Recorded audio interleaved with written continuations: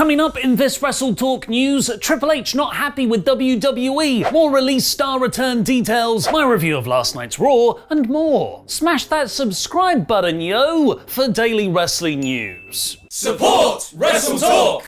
Sunday's takeover in your house ended with a tearful William Regal saying, "It's time for a change." In NXT. Uncanny impression, I know. And according to Dave Meltzer, that change might be called Samoa Joe. Wrestling Observer Radio is reporting that Joe's taken a behind-the-scenes job in NXT, which might be replacing Regal as the show's general manager. It's a bit of a shock though, because Samoa Joe was released just 2 months ago. In the first WWE Future Endeavors 2021 pay-per-view back on April 15th, god damn I hate that show, Joe was shockingly let go by the company. It was thought to be because he couldn't get medically cleared to compete and was only allowed to do commentary, which could only mean one thing: Samoa Joe to AEW confirmed. Not so, according to PW Insider. The site is reporting Triple H snatched him back as soon as possible because he wanted him back in NXT rather than being able to go wrestle elsewhere. On top of that, Hunter was not happy over Joe's initial WWE release, saying that the decision was made by others, implying another instance of the tension between NXT and the main roster, personified by Triple H and Vince McMahon. It's previously been reported that NXT is meant to be given advance notice of any main roster call-ups, but that very rarely happens, and NXT is forced to change plans dramatically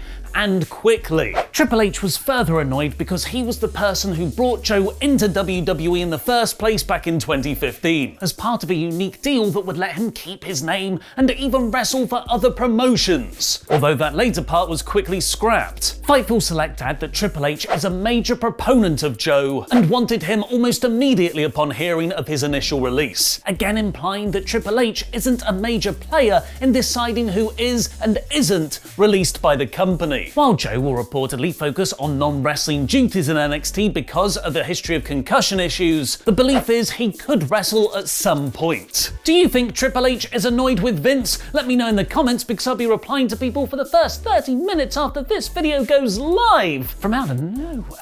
But not every released wrestler gets a second chance. Fightful Select is reporting there have been numerous releases over the past 14 months that NXT had discussed trying to bring in but didn't end up happening, and that at least one of the recently released stars pitched for a return to NXT but was shot down. Samoa Joe returning would only be the second wrestler to re-sign with WWE following their release since last April, with the only other being Drake Maverick. I did only point that out so I could do the turn. Another wrestler let go this year was Vanessa Bourne. In an interview with PW Insider, she's claimed that she was dropped from the original Retribution lineup when she voiced concerns over the group potentially mimicking the violence in America that was happening at the time. I expressed those concerns, but ultimately I wanted to do what I was told and tried to figure out how I could help. Within the week, I got a call from Mark Carano saying, "We're not going to have you as part of Retribution, and we're going to pull your contract. You're getting sent back to NXT." 2 weeks after returning to the Performance Center, she contracted COVID and struggled to get any storylines in NXT. She was then released in April. Awkward transition into something light-hearted segue. Because footy ball's happening right now. Football! The WrestleTournament quarterfinals are happening today and tomorrow on our YouTube community tab of WWE vs AEW. So make sure to subscribe and enable notifications to vote for the WWE block of Roman Reigns vs Drew McIntyre and Edge vs The Fiend, and the AEW matches of Jon Moxley vs Miro and Kenny Omega vs Hangman Page. Now it's time for me to review last night's Raw in about 5 minutes. Thanks for your support on Patreon, The Cyclone, Brandon Sayers, and Ryan B. Bad. You can get your own shout out by joining us at patreon.com/WrestleTalk. Every Tuesday morning I wake up and think, is this the week? Is this the week Raw finally starts caring again? And every week since March, including this one's, has been a resounding nope. The episode opened with Nia Jax turning up at Alexa Bliss's playground to say, "Hey, we used to be friends. What happened, man? You used to be cool. Alexa literally bullied you for being fat last time you were together." They'll have a match tonight, dear God, and apparently Shayna Baszler wants to fight Bliss at Hell in a Cell this Sunday.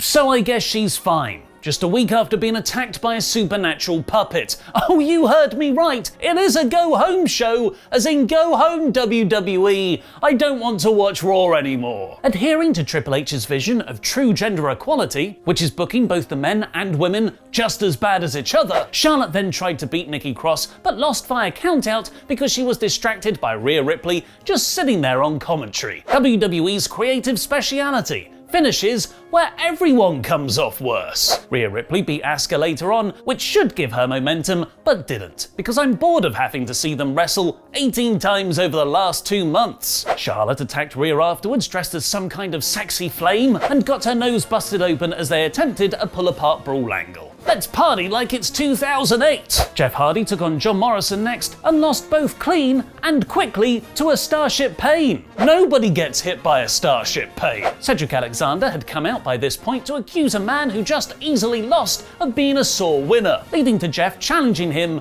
and putting his career on the line. Boy, that escalated quickly. I've been meaning to talk to you about that, Jeff. You should find yourself a safe house or a relative close by. In AEW. Not that it mattered, because Jeff then easily beat Cedric for the second time in a row, after wrestling a match immediately before this one where he was beaten. Barely an inconvenience. Cedric is getting buried right now. According to Ringside News, Jeff randomly putting his whole career on the line is a new Vince demand backstage to avoid cold matches by giving them stakes. Sit down, wins and losses, I'm not talking to you. Corey Graves' month-long edging build came to climax next, with Eva Marie's rather limp return. It was just her and NXT UK's Piper Niven walking down to the ring, where Piper squashed Naomi. Thanks for coming, Naomi! And Eva claimed the victory for herself. Because NXT UK is out of main roster continuity, the commentary team had no idea who Niven was, which was annoying. And according to Sean Ross Sapp, she might not even have that name, with her being repackaged as Dewdrop. A kind of excited, just happy to be their fan of the fitness model Eva. Apparently some on Twitter body shamed Niven, who Mia Yim rightfully called out. That is definitely gross behaviour, but I think it's a little naive to think that's not exactly why WWE have booked this pairing. Thankfully, we then got the best part of Raw.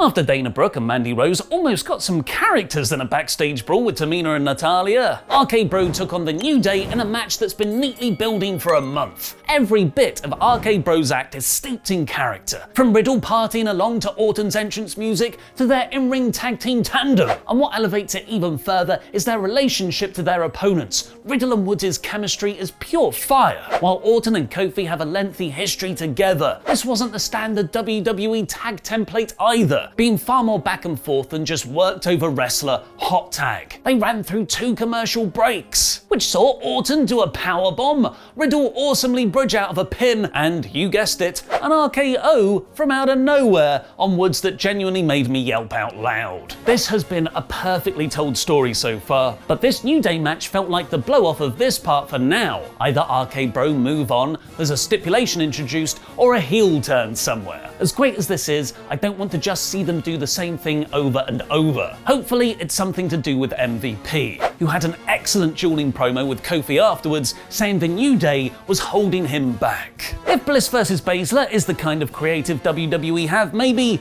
it is for the best they don't have anything for The Fiend right now, because no one is safe. Not even Nia, who they've been building as an unstoppable tag team champion for the last 9 months. They lamely tried to protect her with Reginald causing the DQ, and Bliss walked off like she was going to do something spooky, but nothing happened. Then we got Elias versus Jackson Riker. You either won't remember this feud ever happened 3 months from now, or it's still going to be going on and will never end. Either option is a total waste of time. Elias took the countout loss again after a minute, and the main event saw Drew McIntyre versus AJ Styles, which Bobby and his sexy sisters watched from the casting couches on the stage. The in-ring action was great between them, showing a glimpse of what they could have done without the TLC stipulation in their feud back in December, but the booking had other ideas. Amos, Lashley and the Viking Raiders came down, and holla holla, we got a 6-man tag players. It was actually a really fun final 10 minutes. Amos continues to get some great spots taking out both Viking Raiders, but AJ screwed up by tagging Lashley instead of him. Racist! Drew hit the Claymore on Bobby and won. Yep, Lashley's retaining this weekend. But with Nikki, that means 2 wins for Scotland on Raw. At least they won something yesterday. Well, hey, football bats, football! Do you think Bobby is retaining this weekend? Let me know in the comments down below and vote in our poll on a poll match on the community tab, where 73% of you have gone for Arcade Bro actually like each other. And that tag team match alone was enough for me to latch onto this week. This was still a mostly repetitive show with terrible booking in the women's division, but by recent Monday night standards, it frickin' flew by. This week's Raw is 3 out of 5.